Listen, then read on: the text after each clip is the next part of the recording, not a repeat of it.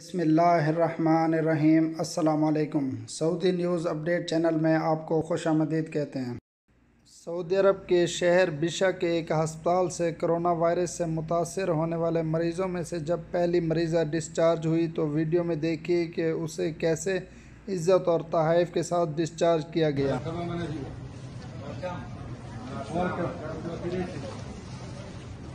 This is a small gift from you to be from take after when a small thing happens.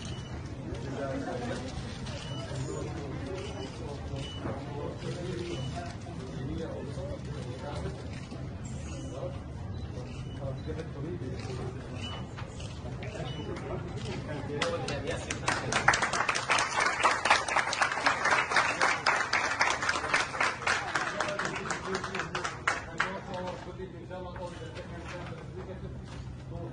Maximum will be also have an activity and also have an evacuation.